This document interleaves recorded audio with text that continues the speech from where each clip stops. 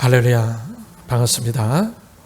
오늘은 마태복음 16장 13절에서 16절까지 말씀으로 주는 그리스도시요라는 제목으로 말씀을 나누도록 하겠습니다.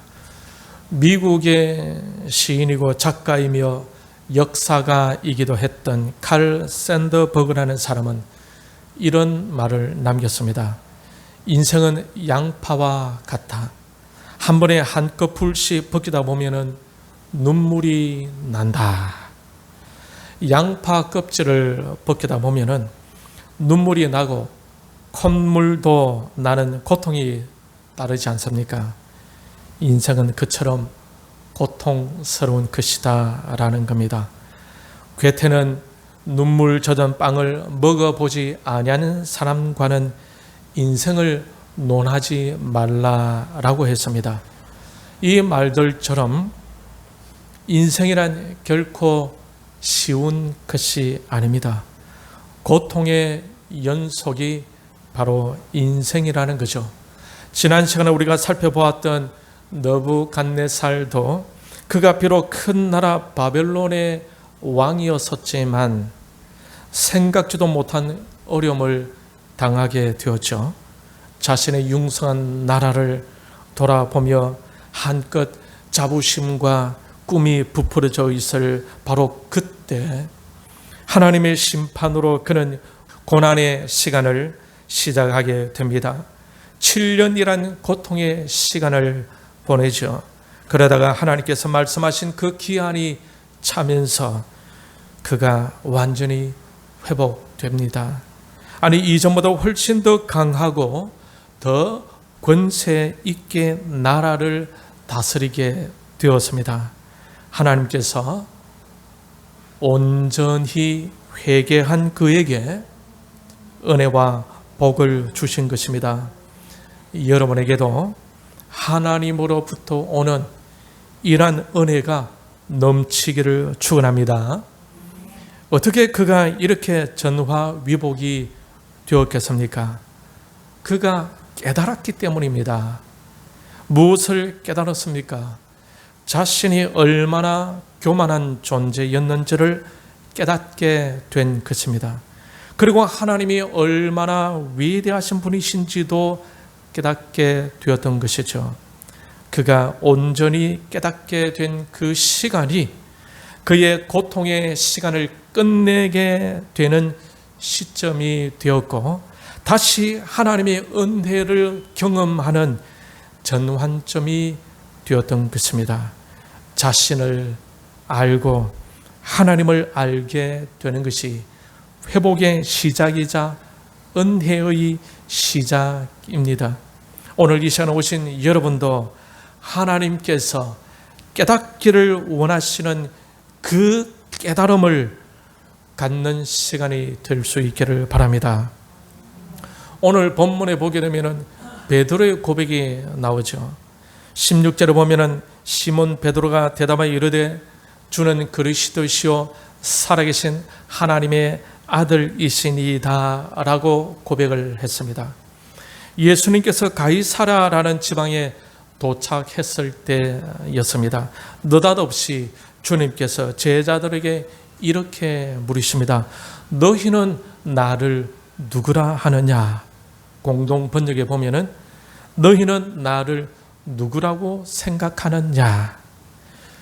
당시 BC 586년에 유다 왕국은 바벨론의 느부갓네살이라고 하는 왕에게 멸망을 당한 상태였습니다.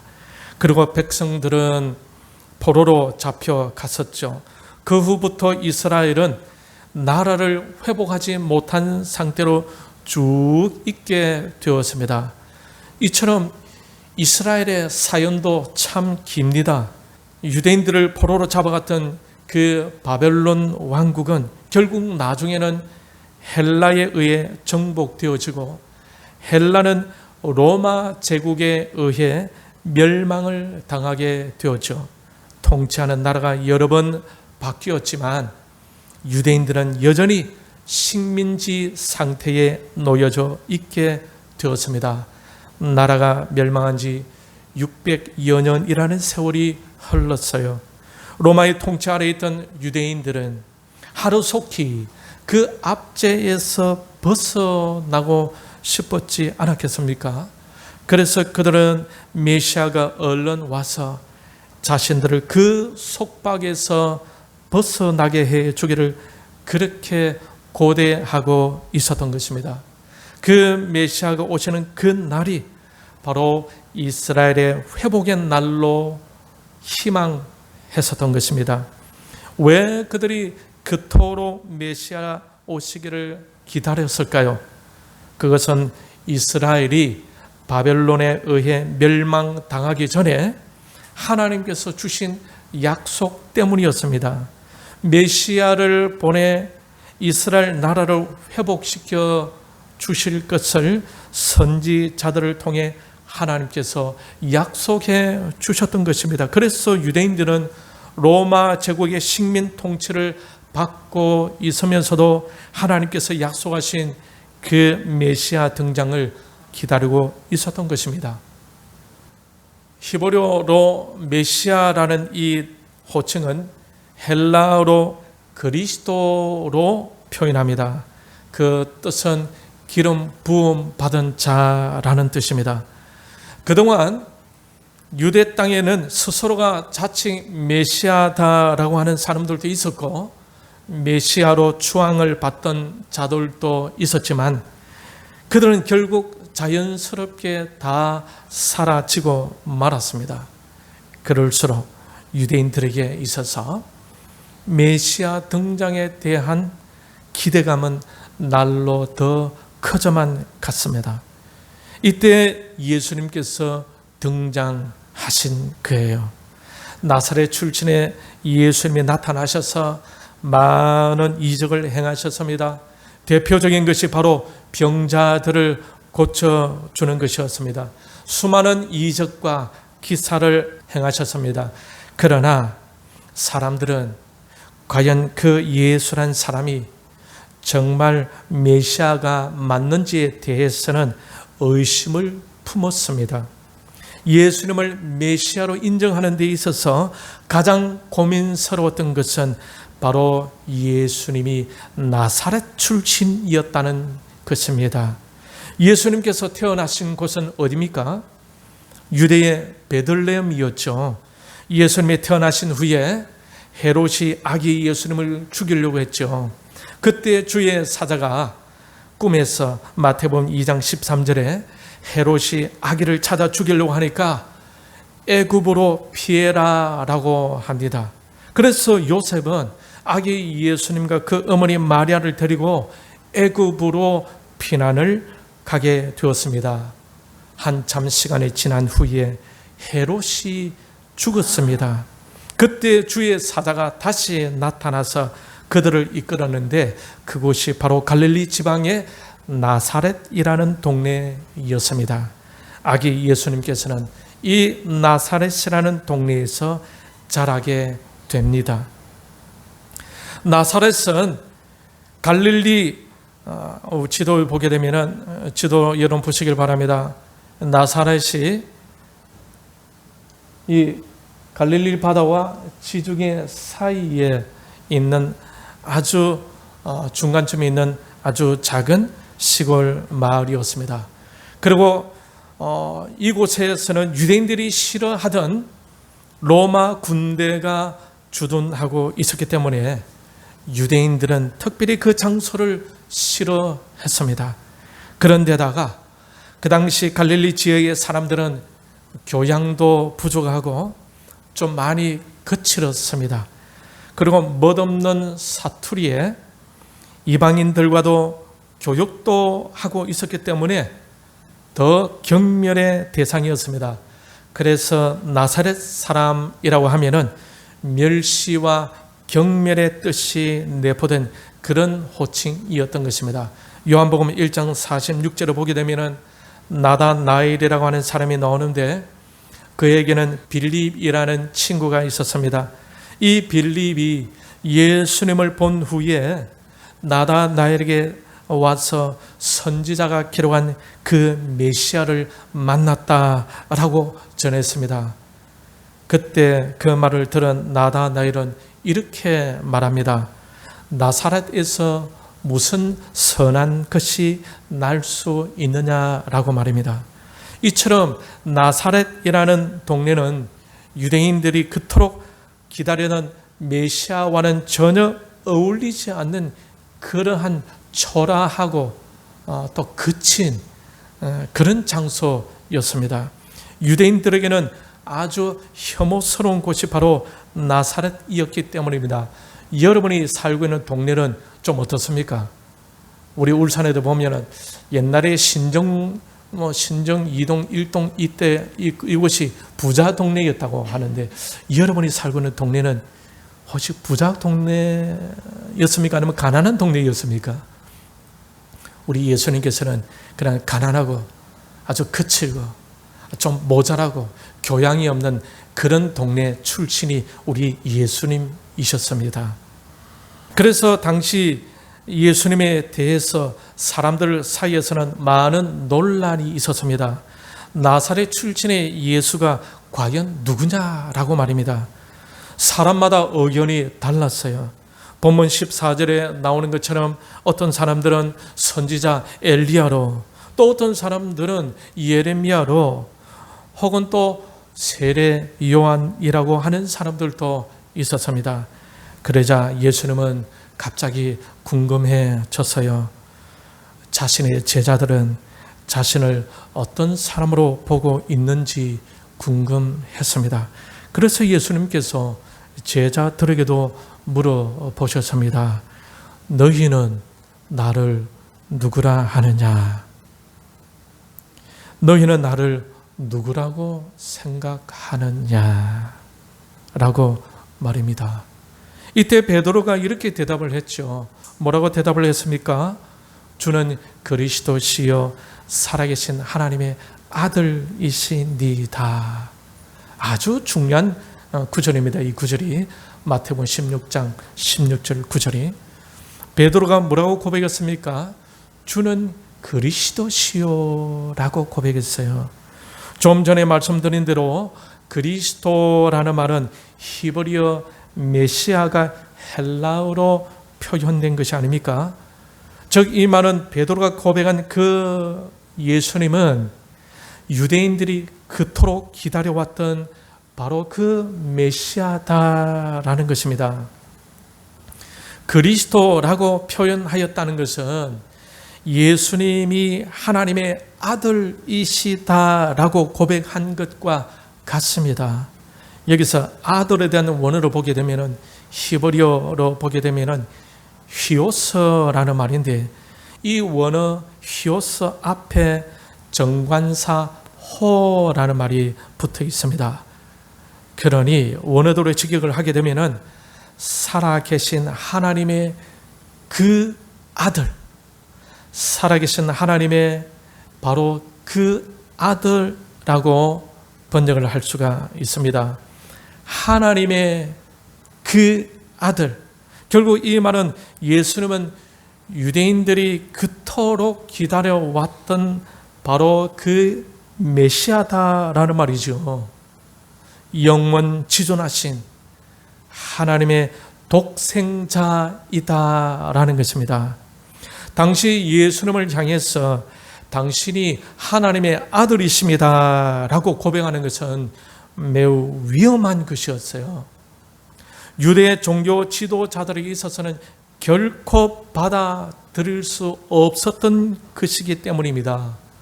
공식적으로 그런 고백을 하게 된다는 것은 굉장히 위험스러운 것이었던 것입니다. 여러분, 왜 예수님께서 십자가에서 죽으셔야 했었습니까? 왜 유대인들이 예수님을 죽여야 했던가요?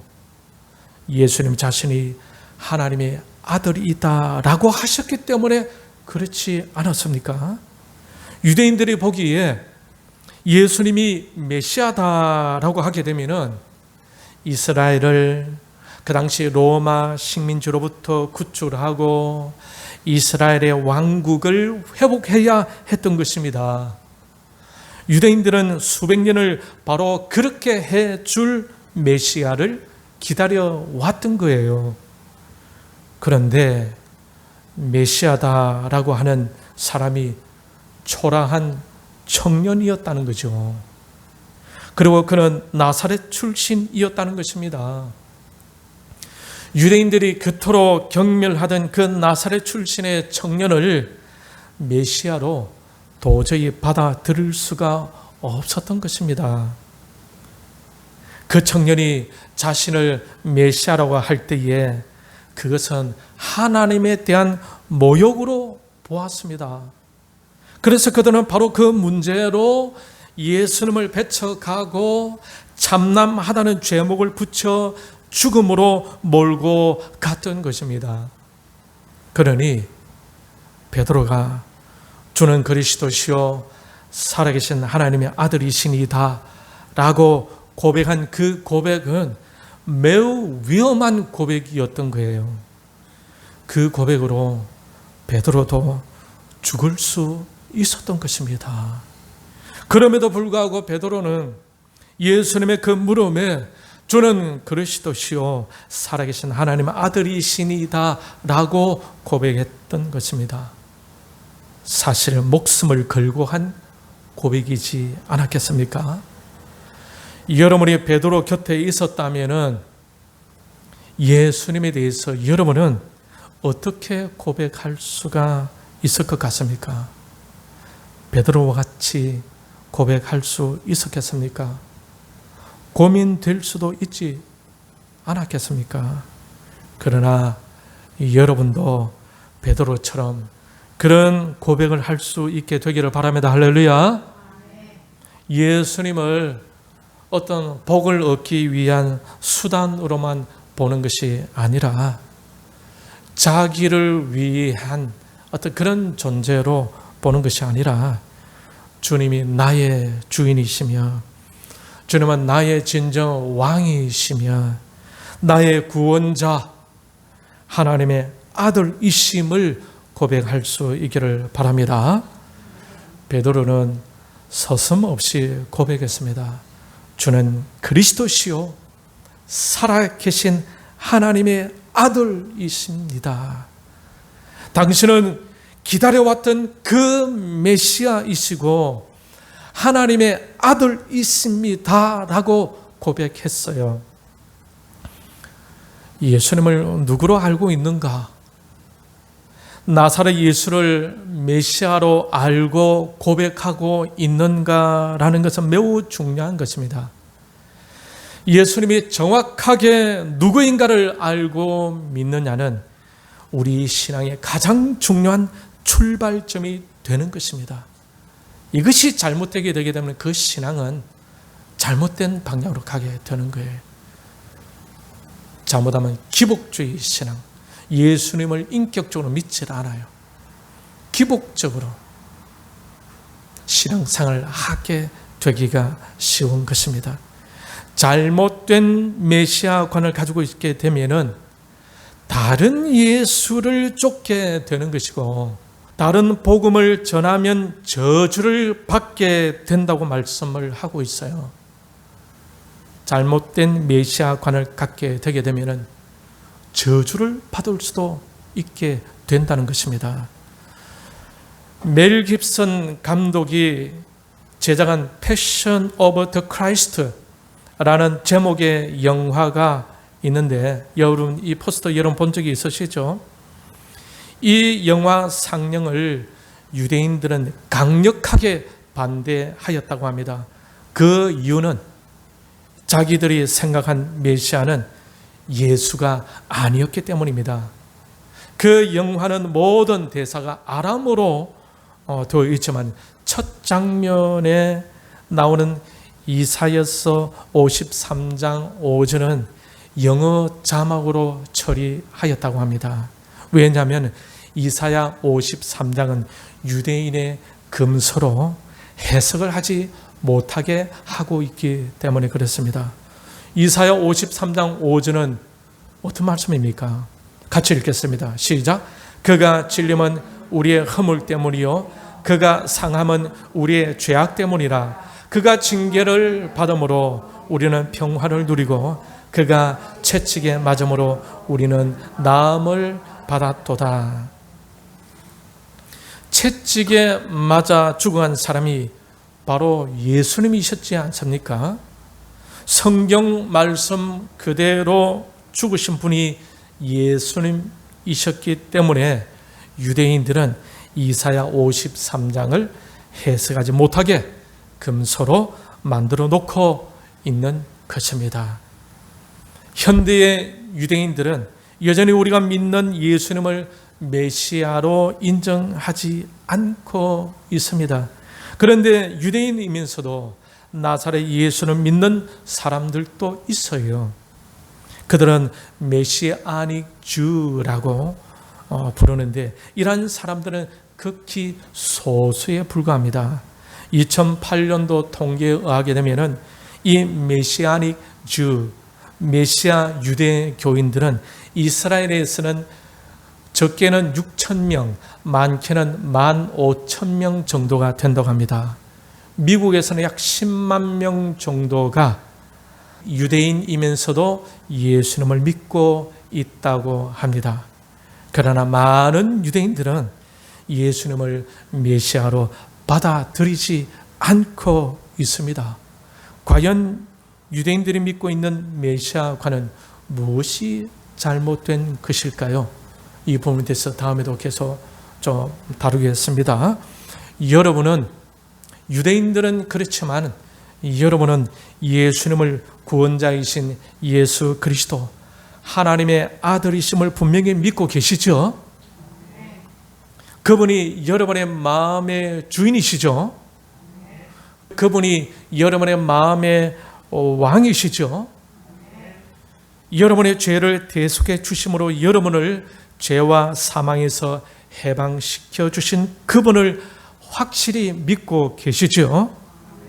그 주님은 3일 만에 부활하셔서 현재도 여러분을 얽어매고 있는 모든 어둠의 권세에서 해방시켜 주시는 분이심을 믿고 계심을 믿습니다.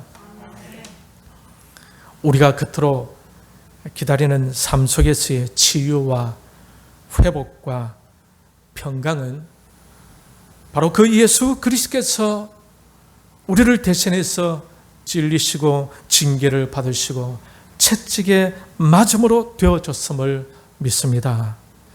이미 주님은 2000여 년 전에 그러한 일을 당하심으로 저와 여러분을 죄와 사망에서 해방시켜 주셨습니다. 죄에서 자유케 주신 거예요. 사망으로부터 자유케 주신 것입니다.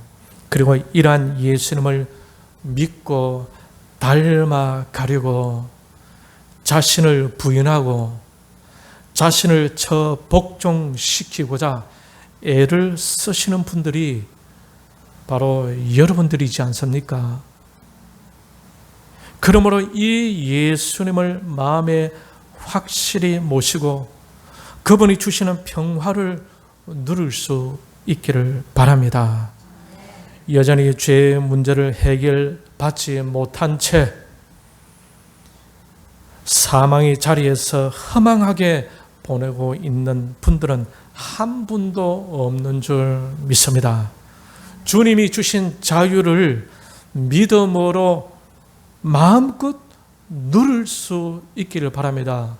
성령으로 마음껏 누릴 수 있기를 바라고 성령으로 죄에서 사망에서 승리하시기를 바랍니다. 갈라디아서 5장 1절을 말씀 보면은 같이 읽겠습니다. 시작. 그리스도께서 우리를 자유롭게 하려고 자유를 주셨으니 그러므로 굳건하게 서서 다시는 종의 멍에를 매지 말라.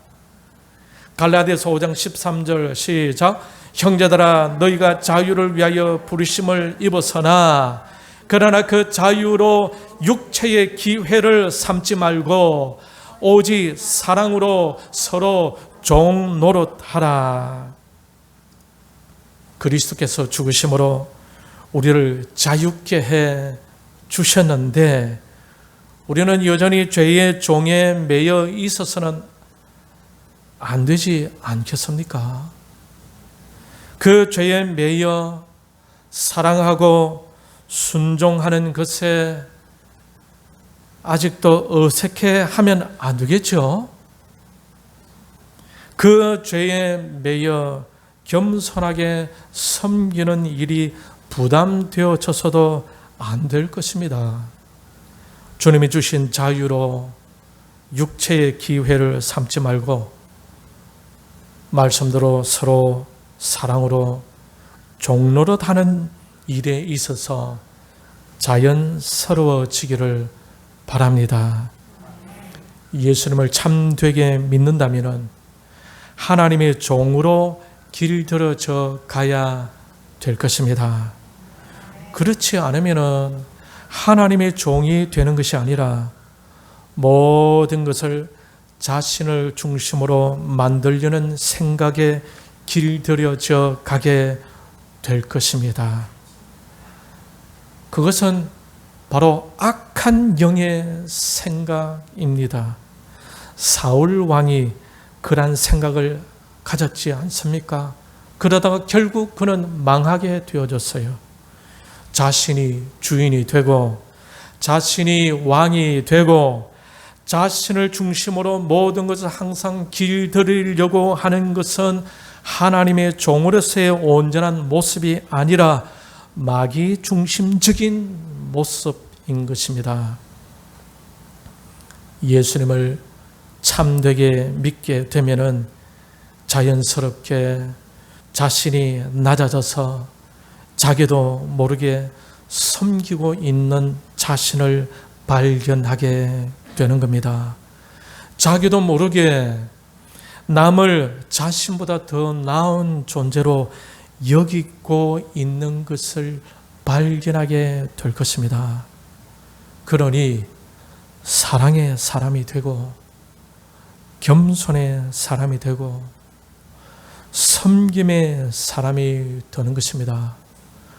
그러니 하나님의 칭찬을 받는 사람이 되고 하나님의 인정을 받게 되니까 두려움이 사라지게 되는 것입니다.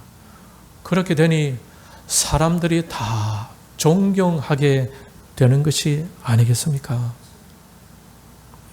이것이 주님을 마음에 그리스도로 모시고 있다는 증거가 아니겠습니까? 주님을 여러분 마음의 주인이시며 왕이시며 구원자라고 고백하신다면 그 고백의 진정성을 여러분의 삶으로 보여줄 수 있어야 할 것입니다. 그러면 하나님께서 굉장히 기뻐할 것이고 은혜를 부어 주실 것이며 그러한 여러분을 사용하실 것입니다. 마태복음 7장 21절에서 주님은 이렇게 말씀하고 계십니다. 같이 읽겠습니다. 시작. 나더러 주여 주여 하는 자마다 다 천국에 들어갈 것이 아니요 다만 하늘에 계신 내 아버지의 뜻대로 행하는 자라야 들어가리라. 주님을 그리스도라고 고백하는 자는 아버지의 뜻대로 행하는 자다라고 말씀하고 있습니다. 입으로만 시인하지 말고 삶으로 순종해서 주님이 나의 그리스도이심을 고백해 나가는 저와 여러분이 다 되시길 바랍니다. 예수님이 여러분의 주인이 맞습니까? 예수님이 여러분의 왕이 맞습니까? 예수님이 여러분의 구원자가 맞습니까? 여러분이 믿고 있는 그 예수님이 바로 살아계신 하나님의 아들이 맞습니까? 여러분의 입술로만이 아니라 여러분의 삶을 통해서도 고백되어지길 바랍니다. 그리하면 그러한 여러분의 삶을 통해 하나님의 놀라운 계획과 목적이 이루어갈 줄 믿습니다. 그러한 여러분을 통해서 주의 연약하고 부족하고 힘들어하는 그 영혼들이 여러분을 통해서 위로를 얻게 되고, 여러분을 통해서 격려를 얻게 되고, 여러분을 통해서 자존감을 회복하게 되고, 여러분을 통해서 하나님의 긍휼하심을 느끼면서 점점 더 건강한 예수님 믿는 사람들로 회복해 되어져 가게 될 것이며, 그러면서 교회 공동체가 건강하고 행복하며 화목이 넘치는 그런 교회로 성장해 갈 것이고, 그렇게 되면은 그 영역으로 우리의 교회가 이 세상의 빛과 소금의 역할을 하게 될 것입니다. 그러면서 하나님의 나라는 바로 여러분 개인을 통해서 확장되어져 가는 것입니다. 오늘날은 사상적으로, 이론적으로 매우 혼란한 가운데 있습니다. 우리가 그 가운데에 살고 있는 거예요. 그렇지만 이 세상이 아무리 어렵고 힘들게 되더라도 저와 여러분은 베드로처럼 당당하게 주님을 나의 그리스도시요 나의 살아계신 하나님의 아들로 고백하며 나아갈 수 있기를 바랍니다. 사드락, 메삭, 아벳느고 그리고 베드로와 같이 절대 신앙을 추구해 나가는 이 시대에 살아있는 하나님이 찾으시는 바로 그 믿음의 사람들로서 하나님의 마음을 흡족하게 해드리고 하나님으로부터 오는 은혜와 복을 충분히 받아서 건강하고 행복한 삶을 영위하며 하나님의 목적을 이루어드리는 하나님의 거룩하고 귀한 종들이 다 될 수 있기를 주님의 이름으로 축원합니다.